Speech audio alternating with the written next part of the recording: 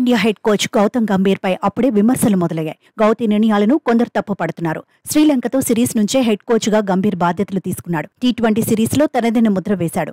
కుర్రాళ్లు తిన్మార్ ఆడేయడంలో కీలకంగా నిలిచాడు. కానీ వన్డే ఫార్మాట్ లో మాత్రం గంభీర్ వ్యూహాలు కలిసి రాలేదు. భారత జట్టు హాట్ ఫేవరెట్ గా బరిలో దిగిన తొలి వన్డేలో గెలవలేకపోయింది. ఓటమిని తప్పించుకుని టైతో సరిపెట్టుకుంది.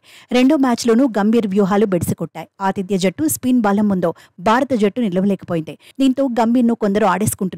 రిషబ్ పంత్ను పక్కన పెట్టడాన్ని తప్పుపడుతున్నారు.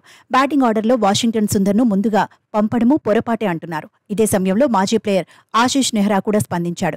అసలు శ్రీలంకతో సిరీస్లో విరాట్ కోహ్లీ, రోహిత్ శర్మ ఆడాల్సిన అవసరమే లేదన్నాడు. యువ ప్లేయర్లకే అవకాశాలు ఇస్తే సరిపోయేదన్నాడు. కోహ్లీ, రోహిత్ గురించి తెలియకపోవడానికి గౌతీ విదేశీ కోచ్ ఏమీ కాదు కదా అన్నాడు. సీనియర్లతో కొంత సమయాన్ని స్పెండ్ చేయాలని గంభీర్ కోరుకొని ఉండవచ్చన్నాడు. అయితే రోహిత్, కోహ్లీతో కలిసి ఆడిన అనుభవం టీమిండియా హెడ్ కోచ్ కు ఉందని గుర్తు చేశాడు.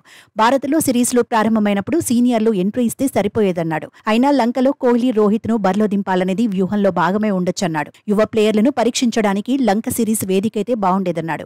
నిజానికి టీ20 వరల్డ్ కప్ తర్వాత రోహిత్ శర్మ, విరాట్ కోహ్లీ రెస్ట్ తీసుకున్నారు. లంకతో వన్డే సిరీస్ కు దూరంగా ఉండాలనుకున్నారు. అయితే హెడ్ కోచ్ గా తన అరంగేట్ర సిరీస్ లో సీనియర్లిద్దరూ ఆడాలని గౌతీ కోరుకున్నాడు. లంకతో వన్డేలో ఆడాలని రోహిత్ శర్మ, విరాట్ కోహ్లీని రిక్వెస్ట్ చేశాడు. అందుకు సీనియర్లిద్దరూ గౌతీ మాటను కాదనలేకపోయారు.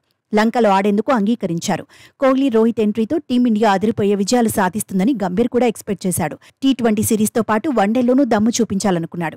టీ20 సిరీస్ గెలిచినా వన్డే సిరీస్లో మాత్రం టీమిండియాకు షాకులు తప్పడం లేదు. వన్డే సిరీస్లో రోహిత్ దూకుడు చూపించినా విరాట్ భారీ ఇన్నింగ్స్ బాకీ ఉన్నాడు.